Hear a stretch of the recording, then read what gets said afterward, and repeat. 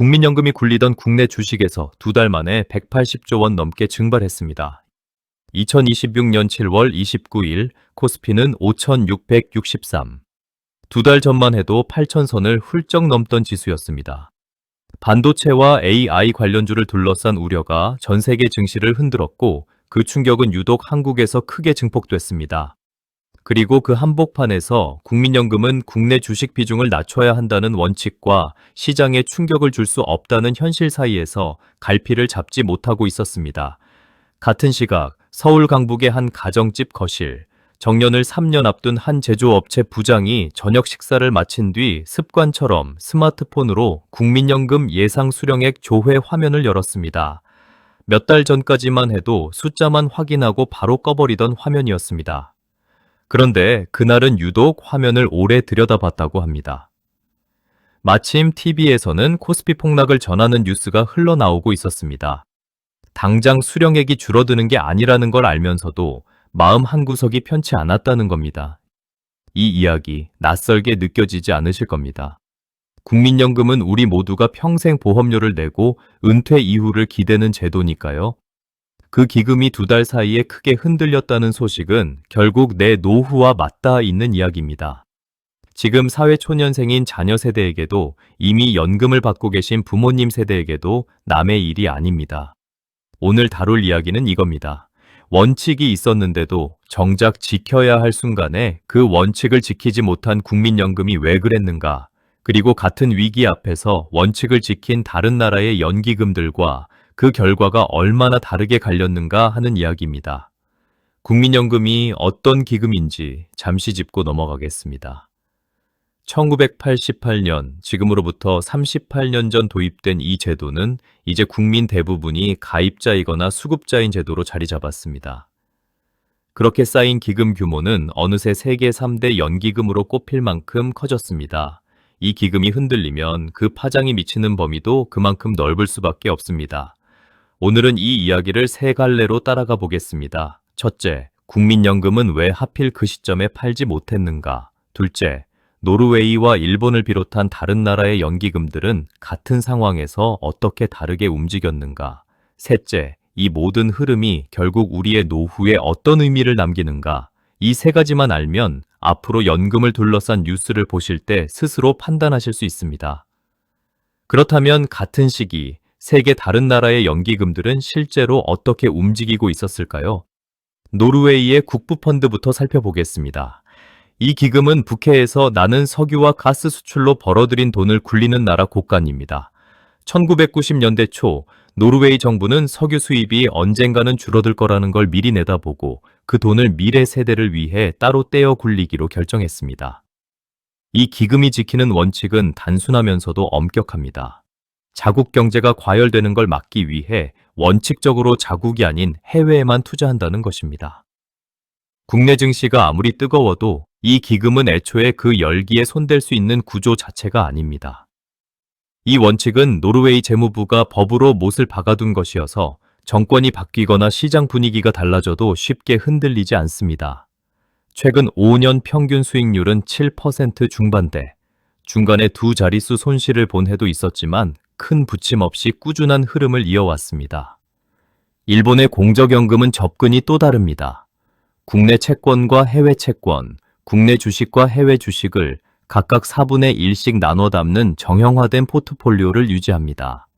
어느 한쪽이 많이 오르면 정해진 비율을 넘어선 만큼을 기계적으로 덜어내고 덜 오른 쪽을 채워 넣습니다. 이렇게 정해둔 비율대로 다시 맞추는 작업을 흔히 리밸런싱이라고 부르는데 일본은 이 리밸런싱을 시장 상황이나 여론과 무관하게 정해둔 규칙에 따라 담담하게 실행합니다. 감정이나 시황 판단이 끼어들 여지가 거의 없는 구조인 셈입니다. 이 원칙 덕분에 최근 5년 평균 수익률은 10%를 웃돌았습니다. 정해둔 규칙을 그저 따랐을 뿐인데 결과적으로 더 좋은 성적표를 받아든 셈입니다. 여기에 한 나라를 더 짚어보면 캐나다의 연금투자위원회도 눈에 띄는 사례입니다. 이 기금은 정부로부터 완전히 독립된 별도 기관으로 설계되어 있습니다. 캐나다 정부가 법으로 이 독립성을 보장하고 있어서 어떤 정치적 압력도 투자 결정에 개입할 수 없는 구조입니다. 이 기금은 특히 주식이나 채권처럼 사고 팔기 쉬운 자산보다 부동산이나 인프라, 그리고 소수의 투자자들이 뭉쳐 비상장 기업에 자금을 대는 사모펀드 같은 이른바 대체 투자 비중을 절반 넘게 채워두는 독특한 전략을 씁니다. 단기 시장의 출렁임에 상대적으로 덜 흔들리도록 설계된 구조라고 볼 수 있습니다. 그렇다면 한국은 이 흐름에서 어디쯤 서 있을까요? 한국의 국민연금은 노르웨이나 일본과는 근본적으로 다른 위치에 있습니다. 국내 자본시장 규모 자체가 이들 나라보다 작다 보니 기금이 커질수록 국내 증시와 완전히 분리되기 어려운 구조입니다. 노르웨이처럼 아예 국내에 손을 대지 않을 수도 없고 일본처럼 고정된 비율만 기계적으로 따르기에는 국내 증시의 변동성이 훨씬 큽니다. 게다가 국민연금은 기금운용위원회라는 정부와 가입자 대표와 전문가가 함께 참여하는 위원회 구조로 운영되기 때문에 캐나다처럼 정치와 완전히 선을 긋기도 쉽지 않습니다.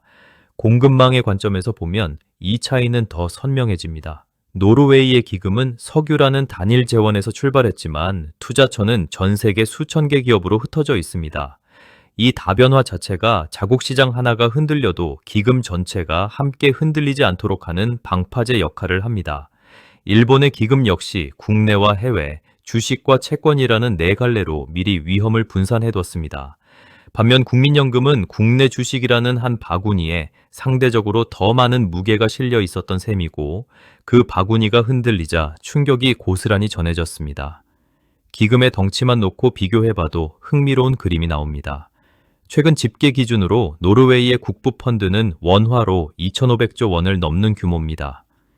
일본의 공적연금 역시 2,400조 원을 웃돕니다. 이 두 기금은 세계에서 가장 큰 연기금으로 꼽히지만 동시에 가장 오래도록 원칙을 지켜온 기금으로도 꼽힙니다. 덩치가 크다고 해서 반드시 원칙을 못 지키는 건 아니라는 걸 이 두 사례가 보여주는 셈입니다.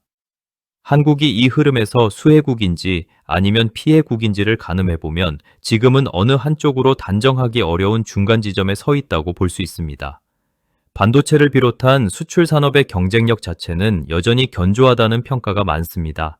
다만 그 경쟁력이 국민연금이라는 국민 대부분의 노후와 직결된 기금의 운용 방식과 만나면서 예상치 못한 취약점을 드러낸 것으로 볼 수 있습니다. 앞으로 12개월에서 24개월, 이 흐름을 좌우할 변수는 크게 두 가지로 좁혀볼 수 있습니다. 만약 국민연금이 예정대로 국내 주식 비중을 매년 조금씩 줄여나간다면 지금 같은 쏠림은 서서히 완화될 수 있습니다. 반대로 만약 국내 증시가 다시 달아오르고 그때마다 목표 비중 자체를 손보는 패턴이 반복된다면 오늘 겪은 일이 몇 년 뒤 다시 되풀이될 가능성도 배제할 수 없습니다. 그런데 이 폭락의 진짜 도화선은 사실 국민연금이 아니었습니다. 6월 초 미국 반도체 기업의 매출 전망 하향과 AI 산업을 둘러싼 회의론이 번지기 시작했고 여기에 국내 반도체 대장주들의 실적 발표가 겹치면서 한국 증시는 유독 큰 충격을 받았습니다. 실제로 코스피와 코스닥에서 이틀 연속 서킷 브레이커가 함께 발동된 건 이번이 처음이었습니다. 국민연금 이야기는 이 큰 파도 한복판에서 조금 다른 결로 벌어지고 있던 이야기입니다. 이 글로벌 흐름의 여파는 결국 우리 눈앞의 숫자로 돌아옵니다. 두 달 만에 33% 가까이 빠진 지수, 그 안에서 국민연금에 무슨 일이 벌어지고 있었는지부터 짚어보겠습니다. 코스피가 두 달 사이에 3분의 1가량 깎여 나갔다는 건 실감이 잘 안 나실 수도 있습니다. 이럴 때는 이렇게 생각해 보시면 쉽습니다. 여러분이 가진 집이나 예금, 퇴직연금의 평가액이 두 달 만에 3개 중 하나가 통째로 사라졌다고 상상해 보시는 겁니다. 100만 원을 갖고 있던 통장에서 갑자기 30만 원 넘게 빠져나간 셈이라고 하면 조금 더 와닿으실 겁니다. 물론 국민연금의 손실이 곧바로 개인의 연금 수령액 삭감으로 이어지는 것은 아닙니다. 다만 기금 전체의 체력이 그만큼 흔들렸다는 신호이기는 합니다. 국민연금 국내 주식 비중이 목표치를 초과했다는 말도, 그러니까 국민연금이 애초에 정해둔 것보다 국내 주식을 더 많이 들고 있었다는 뜻입니다. 마치 한 달 장바구니 예산을 정해뒀는데 물건값이 계속 올라 그 예산을 훌쩍 넘겨버린 상황과 비슷합니다. 예산을 다시 짜든 물건을 덜어내든 선택이 필요한 시점이었는데 국민연금은 예산 자체를 올리는 쪽을 2번 연속 선택한 셈입니다.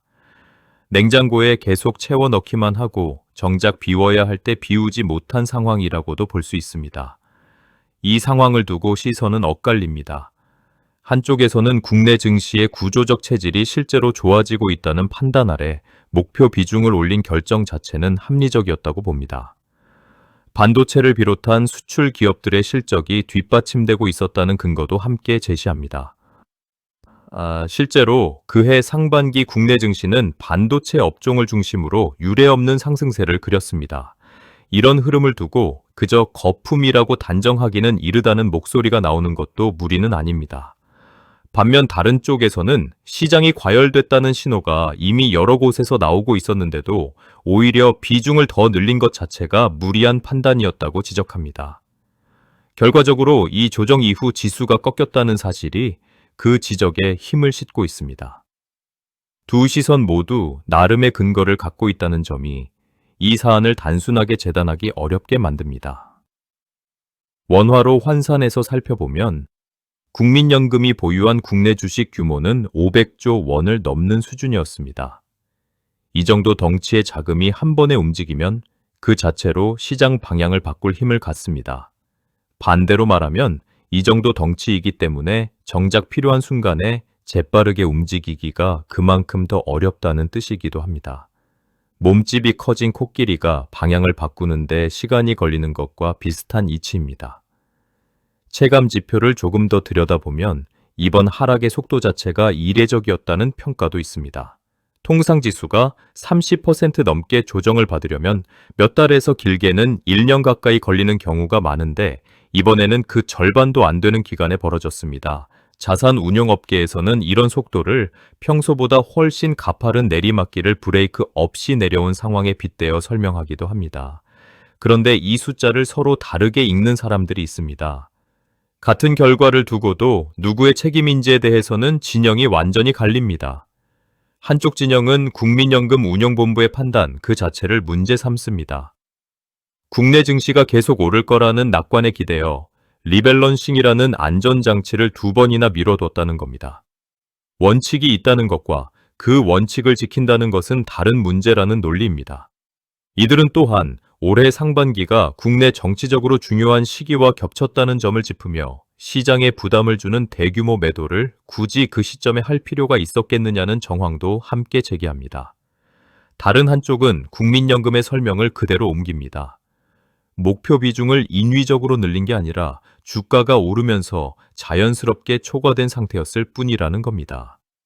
기금운용위원회 역시 이 흐름을 일시적 현상이 아니라 국내 증시의 구조적 개선으로 판단했다고 밝힌 바 있습니다. 판단이 아주 틀렸다고 단정하기는 이르다는 입장입니다. 이들은 오히려 국민연금이 성급하게 매도에 나섰다면 그 자체로 시장에 충격을 줬을 거라는 반론도 함께 내놓습니다. 이 대립이 표면 위로 떠오른 순간은 명확합니다.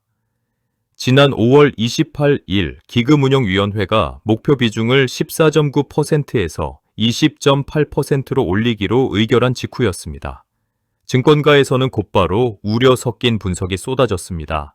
국내 증시가 그해 들어 80% 넘게 급등한 상태에서 국민연금이 들고 있는 국내 주식 비중이 이미 최대 허용선에 가까워졌다는 지적이었습니다. 처음에는 시장 우호적으로 받아들여졌던 이 결정이 불과 2달 만에 비판의 표적으로 바뀐 셈입니다. 태도가 바뀐 시점도 살펴볼 만합니다. 결정 직후에는 여야를 막론하고 큰 이견이 없었습니다. 그런데 증시가 꺾이기 시작한 6월 말부터 7월 초 사이 처음에는 잠잠했던 비판의 목소리가 점점 커졌습니다. 특히 국민연금이 정치 일정을 의식해 판단을 늦춘 것 아니냐는 의혹이 제기되면서 초반에 우호적이었던 여론조차 서서히 돌아서기 시작했습니다. 이 대립의 한복판에서 정작 목소리를 낼 곳이 마땅치 않은 이들이 있습니다. 국민연금에 매달 보험료를 내는 일반 가입자들입니다. 한 중소기업에서 격리 업무를 맡고 있는 직원은 매달 급여 명세서에서 빠져나가는 보험료를 보면서도 그 돈이 어떻게 운용되고 있는지는 뉴스를 통해서나 접할 뿐입니다. 결정은 기금운용위원회의 몫이지만 그 결과를 함께 짊어지는 건 결국 이런 평범한 가입자들입니다. 이들에게는 지지할 진영도 반박할 자리도 마땅히 주어지지 않습니다. 이 갈등 국면에서 중소기업들 역시 조용히 여파를 흡수하고 있었습니다. 국민연금이 대규모 투자자로 참여하고 있는 여러 상장 기업들은 이번 지수 급락과 함께 시가총액이 크게 줄어들었습니다.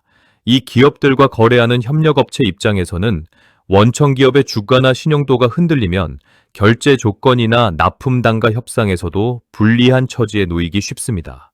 대립의 당사자는 아니지만 그 여파를 가장 먼저 체감하는 쪽이 이들이라는 점은 눈여겨볼 필요가 있습니다. 이런 갈등의 여파를 지켜보는 건 국내 이해관계자들만이 아닙니다. 이 사안을 지켜보는 해외 언론의 시선도 짚어볼 필요가 있습니다. 아시아권 연기금을 다루는 외신들은 한국의 국민연금이 세계 최상위권 규모로 성장한 만큼 그에 걸맞은 지배 구조를 갖췄는지에 대한 질문을 던지고 있습니다. 정치와 시장 사이에서 판단이 흔들린 이번 사례가 앞으로 국민연금의 대외 신인대도 영향을 줄 수 있다는 지적입니다. 공식 발표와 실제 체감 사이의 간극도 살펴봐야 합니다. 국민연금 측은 자산 배분의 세부 허용 범위를 공식적으로 공개하지 않습니다. 다만 증권가 추정에 따르면 리밸런싱 유예가 끝나갈 무렵 국내 주식 비중은 30%에 육박했던 것으로 보입니다. 목표치인 20.8%와 비교하면 9%포인트 넘게 벌어진 격차였습니다. 공식 자료에서는 이 격차를 구체적인 수치로 확인하기 어렵지만 여러 증권사 리포트가 비슷한 추정치를 내놓고 있다는 점에서 신빙성을 더합니다. 구조적인 문제도 있습니다. 국민연금의 자산 배분 결정 과정은 정부 관계자와 가입자 대표, 전문가들이 함께 참여하는 위원회 구조로 이루어집니다. 그런데 이 구조 안에서 원칙을 세우는 것과 그 원칙을 실제 압박 속에서 지켜내는 것 사이에 얼마나 큰 간극이 있는지가 이번에 드러났습니다. 게다가 이번 사태와 별개로 기금 영향력이 커지면서 일부 임직원의 부적절한 처신이 도마 위에 오르기도 했습니다. 손실 자체도 뼈 아픈데 관리 기강에 대한 신뢰까지 함께 흔들린 셈입니다. 국민연금공단 이사장은 공식 발언을 통해 앞서 나온 두 시선 가운데 후자의 입장을 재확인했습니다. 그리고 내년부터는 국내 주식 비중을 원래 계획대로 매년 조금씩 줄여나가겠다는 뜻을 밝혔습니다. 다만 구체적으로 얼마나, 어떤 속도로 줄일지는 연말 시장 상황을 다시 점검한 뒤 결정하겠다는 유보적인 입장이었습니다. 이 문제를 더 무겁게 만드는 배경도 있습니다. 국민연금은 이미 오래전부터 기금 고갈 시점을 둘러싼 논쟁을 안고 있는 제도입니다. 별다른 개혁이 없었다면 이 기금은 2056년 무렵 완전히 바닥을 드러낼 것으로 추산되어 왔습니다. 지난 2025년 정부와 국회는 매달 월급에서 떼어내는 보험료의 비율인 보험료율을 9%에서 13%로 은퇴 전 평균 소득 대비 연금으로 받는 금액의 비율을 뜻하는 소득 대체율을 40%에서 43%로 올리는 개혁안을 통과시켰습니다. 이 개혁 덕분에 고갈 시점은 2065년 무렵으로 늦춰졌다는 게 공식 추산입니다. 그런데 이번처럼 운용 과정에서 조 단위 손실이 반복된다면 어렵게 벌어둔 그 몇 년의 시간이 다시 줄어들 수 있다는 우려가 나오는 것도 무리는 아닙니다. 그렇다면 이 상황을 미리 지켜봤어야 할 사람들은 정말 몰랐던 걸까요? 아니면 알고도 쉽게 말을 꺼내지 못했던 걸까요? 이 질문에 대한 답은 이제 살펴볼 과거의 기억 속에서 조금 더 선명해질 수도 있습니다. 지금 이 흐름, 어딘가 낯익지 않으신가요? 이런 식의 급등과 급락, 그리고 그 뒤에 남는 후회. 사실 연기금의 역사에서 이런 장면은 낯선 일이 아닙니다. 그때 무슨 일이 있었을까요? 가장 가까운 대자비는 2022년 전 세계 주요 연기금들이 동시에 겪었던 급락기입니다. 그해 세계 각국의 대형 연기금들은 하나같이 두 자릿수 손실을 기록했습니다. 네덜란드의 공무원 연금 기금은 그해 한 해에만 자산의 6분의 1이 가량이 증발했습니다. 미국 캘리포니아의 공무원 연금 역시 두 자릿수 손실을 피하지 못했습니다. 화려하게 불어나던 자산이 불과 몇 달 사이에 크게 꺾인 시기였습니다. 당시 이 기금들의 운용력들 역시 오늘 국민연금 실무자들이 겪었을 법한 밤을 함께 지새웠을 겁니다. 그런데 그때와 지금 사이에는 결정적인 차이가 하나 있습니다. 당시 손실을 본 기금들은 손실이 났다고 해서 원래 정해둔 자산 배분 원칙 자체를 바꾸지는 않았습니다. 정해둔 비율대로 손실을 감내하고 시장이 회복되기를 기다리며 다시 정해둔 규칙으로 돌아갔습니다. 실제로 그 이듬해 이 기금들은 대부분 두 자릿수 회복세를 보이며 제자리를 찾아갔습니다. 원칙을 지킨 대가로 손실도 함께 지켜냈지만 원칙을 지킨 덕분에 회복도 함께 따라온 셈입니다. 시간을 조금 더 거슬러 올라가면 미국 캘리포니아 공무원 연금의 2008년 금융위기 당시 이야기도 눈여겨볼 만합니다.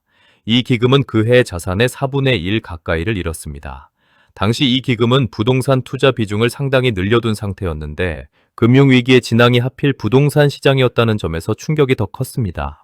그럼에도 이 기금은 이후 10여 년에 걸쳐 정해둔 투자 원칙을 큰 틀에서 유지하며 서서히 체력을 회복해 갔습니다. 위기 자체를 피할 수는 없었지만 위기 이후의 회복 경로만큼은 원칙 위에서 다져나간 셈입니다. 우리에게 더 익숙한 장면도 있습니다. 55세 이상이신 시청자분들이라면 1997년 외환 위기 당시의 기억을 떠올리실 겁니다. 당시 많은 기업과 금융기관들이 설마 이렇게까지 되겠느냐는 낙관 속에서 위기 신호를 미뤄뒀다가 손 쓸 수 없는 순간에 이르러서야 뒤늦게 움직였습니다. 그로부터 몇 달 뒤 시장은 감당하기 힘든 속도로 무너졌습니다. 아무도 그 정도까지 예상하지 못했지만 결과는 냉정했습니다. 당시 은행 창구 앞에 길게 늘어섰던 줄 하루아침에 문을 닫은 회사들의 소식을 직접 겪으신 분들도 적지 않을 겁니다. 당시와 지금이 완전히 같다고 말할 수는 없습니다. 규모도 원인도 시대적 배경도 다릅니다. 그러나 지금은 다르다.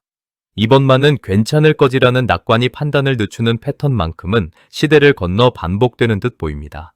당시를 지나온 세대에게는 화려한 호황 뒤에 숨어있던 부채와 거품이 얼마나 무서운 결과로 이어지는지가 몸으로 새겨진 기억일 겁니다. 그때는 은행과 대기업이, 지금은 국민 모두의 노후 자금을 굴리는 공적 기금이 그 시험대에 올라있다는 차이가 있을 뿐입니다.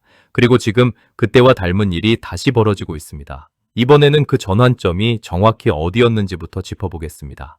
정상적이었다면 국민연금이 리밸런싱을 재개하기로 했던 그 시점에 손을 썼어야 합니다. 그러나 재개를 결정한 직후 국내 증시가 이미 하락 국면으로 접어들면서 팔아야 할 물량을 제값에 정리할 기회 자체가 사라졌습니다. 시급하게 손을 볼 타이밍을 놓친 겁니다. 원칙상으로는 재개 시점이 명확했지만 현실에서는 그 재개 시점 자체가 이미 한 발 늦은 뒤였던 셈입니다. 여기에는 관행적인 낙관도 한몫했습니다. 국내 증시의 상승세가 반도체 업종을 중심으로 이어지자 일시적 과열이 아니라 구조적 체질 개선이라는 판단이 힘을 얻었습니다. 그 판단에 기대어 목표 비중을 올리는 쪽을 택했지만 정작 시장은 그 판단이 나온 지 얼마 지나지 않아 방향을 틀었습니다. 낙관이 완전히 근거 없던 것은 아니었다는 점이 이 상황을 더 아이러니하게 만듭니다. 실제로 벌어진 일은 숫자로도 선명하게 드러납니다. 5월 말 8,000대였던 코스피는 2달 만에 5,000대 중반으로 주저앉았습니다. 코스피가 하루 이틀 사이 급락하며 주가가 급변할 때 프로그램 매매를 일시적으로 멈춰 세워 충격을 완화하는 장치인 사이드카가 발동되기도 했습니다. 국민연금이 보유한 국내 주식 평가액은 지수 하락률을 단순 대입하는 것만으로도 180조 원 안팎이 줄어든 것으로 추산됩니다. 이는 국민연금이 3년 반가량 지급해야 할 연금 총액과 맞먹는 규모로 거론됩니다. 이 여파는 한 곳에 머무르지 않았습니다. 국민연금의 매도 여력이 줄어들자 외국인 투자자들은 오히려 상반기 내내 국내 증시에서 대규모로 자금을 빼갔습니다. 국민연금이 주춤하는 사이 그 자리를 외국인의 차익 실현이 채운 셈입니다. 증시 변동성이 커지자 개인 투자자들의 매매 심리도 함께 위축됐고 이는 다시 거래대금 감소로 이어지며 시장 전반의 활력을 떨어뜨리는 흐름으로 번졌습니다. 한 증권사 애널리스트는 이런 흐름이 몇 주만 더 이어져도 하반기 기업들의 자금 조달 계획 자체가 흔들릴 수 있다는 우려를 내놓기도 했습니다. 시간 순으로 다시 정리해보면 처음에는 국내 주식 목표 비중을 2차례 올린 결정이 있었고 그 다음 리밸런싱 유예가 뒤따랐으며 유예가 끝나갈 무렵 하필 증시가 꺾였고 마지막으로 그 손실이 외국인의 차익 실현과 맞물리며 더 크게 불어났습니다. 하나하나는 그 자체로 치명적이지 않았을 결정들이 순서대로 쌓이면서 눈덩이처럼 커진 셈입니다. 그런데 이 변화, 결국 누구의 하루를 바꿔놓았을까요? 앞서 잠시 소개해드린 정년을 3년 앞둔 제조업체 부장의 이야기로 다시 돌아가 보겠습니다. 그는 20대 후반에 입사해 지금껏 30년 가까이 한 회사에 몸담아온 분입니다. 국민연금은 그에게 단순한 통계가 아니라 은퇴 이후 부부가 함께 살아갈 최소한의 생활비를 뜻합니다. 그날 밤 조회 화면을 오래 들여다본 뒤 그는 아내에게 요즘 국민연금 얘기 시끄럽던데 우리는 괜찮은 거겠지? 라고 물었다고 합니다. 그 질문에 명쾌한 답을 줄 수 있는 사람은 사실 아무도 없었습니다. 청년층에게 이 사건은 조금 다른 무게로 다가옵니다. 이제 막 사회에 첫 발을 내디딘 20대 후반의 한 회사원은 국민연금 보험료가 매달 급여에서 빠져나가는 걸 보면서도 내가 은퇴할 때쯤엔 이 돈을 정말 받을 수 있을까라는 의문을 품어왔습니다. 이번 사태는 그 의문에 확신을 더한 것이 아니라 오히려 불안을 조금 더 짙게 만든 계기가 됐습니다. 주변 동료들과의 대화에서도 연금보다는 개인 저축이 낫지 않겠느냐는 이야기가 부쩍 늘었다고 합니다. 중장년층에게는 조금 더 직접적인 문제입니다. 자산의 상당 부분을 국내 증시와 국민연금에 걸어둔 이들에게 2달 사이의 급락은 노후 설계 전체를 다시 들여다보게 만드는 사건이었습니다. 특히 은퇴를 코앞에 둔 세대일수록 손실을 만회할 시간적 여유가 상대적으로 적다는 점에서 체감하는 무게가 다릅니다. 은퇴 이후 국민연금과 개인연금, 퇴직연금을 함께 굴려 노후를 설계해온 한 자영업자는 이번 사태를 계기로 자산 전반을 다시 점검하기 시작했다고 말합니다. 중소기업의 사정도 살펴볼 필요가 있습니다. 국민연금과 별도로 운영되는 각종 공제회나 퇴직연금 역시 이번 증시 급락의 영향권 안에 있었습니다. 자금 여력이 넉넉지 않은 중소기업일수록 이런 간접적인 자산 감소가 대출 여건이나 자금 조달에도 미묘하게 영향을 미칩니다. 한 소규모 부품업체 대표는 거래처 결제 조건이 이 시기 유독 까다로워졌다는 걸 체감했다고 전했습니다. 지역별로 보면 수도권에 밀집한 대기업 계열사 직원들은 상대적으로 급여 수준이 높아 이번 충격을 흡수할 여력이 더 있는 편입니다. 반면 지방 중소도시의 은퇴 세대에게는 국민연금이 노후 소득에서 차지하는 비중 자체가 더 크기 때문에 체감하는 불안도 그만큼 큽니다. 지방에서는 국민연금 외에 기댈 만한 다른 자산이나 소득원이 상대적으로 마땅치 않은 경우가 많기 때문입니다.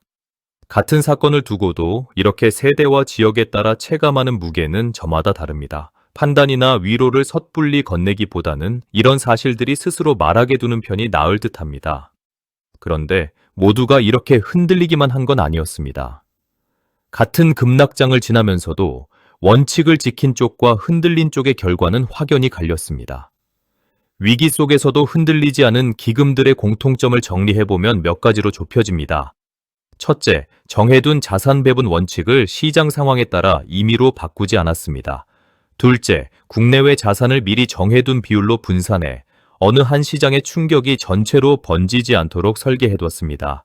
셋째, 정치 일정이나 여론과 무관하게 정해둔 시점에 기계적으로 리밸런싱을 실행했습니다. 넷째, 손실이 나더라도 그 손실을 숨기지 않고 투명하게 공개해 신뢰를 유지했습니다. 결정적인 차이는 결과로도 드러납니다. 원칙을 지킨 연기금들은 앞서 살펴본 2022년 급락기 이후 이듬해 대부분 두 자릿수 회복률을 기록하며 손실을 상당 부분 만회했습니다. 반면 유예와 조정을 반복한 쪽은 회복의 타이밍조차 원칙을 지킨 쪽보다 늦어지는 경향을 보였습니다. 같은 위기를 지나면서도 원칙을 지켰는지 여부가 결국 회복 속도의 차이로 이어진 셈입니다. 손실 그 자체보다 손실 이후 얼마나 빨리 제자리를 찾아가는지가 더 중요하다는 걸 보여주는 대목입니다.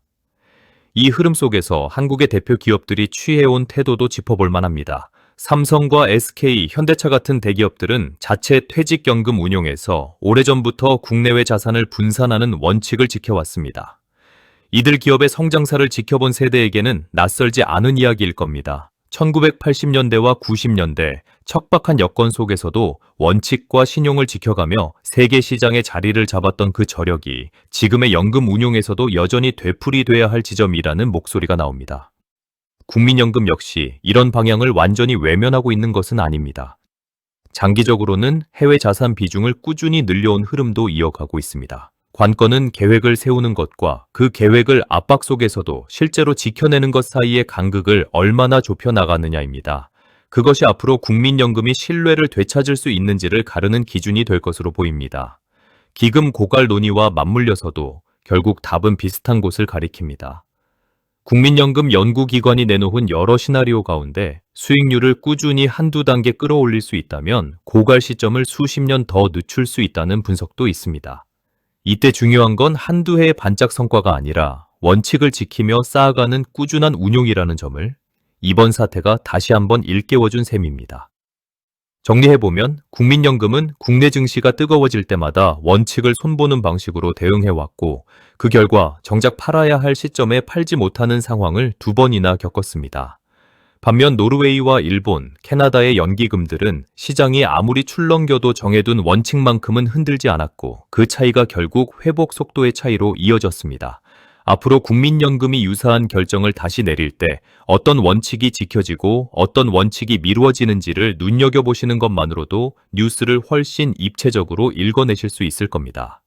특정 상품 가입이나 종목 매매를 권하는 이야기가 아닙니다.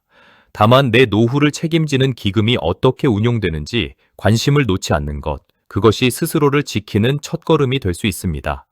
노르웨이의 국부펀드도 일본의 공적연금도 처음부터 완벽한 원칙을 갖고 시작한 건 아니었습니다. 수십 년에 걸친 시행착오 끝에 원칙을 다듬어온 결과가 지금의 신뢰로 이어졌을 뿐입니다. 국민연금 역시 이제 막 40해를 향해 가는 젊은 제도입니다. 이번 흔들림이 앞으로 더 단단한 원칙을 세워가는 계기가 되기를 바랍니다. 오늘의 이야기는 여기까지입니다. 영상이 도움되셨다면 구독과 좋아요, 알림 설정까지 눌러주시는 거 아시죠? 시청해주셔서 감사합니다.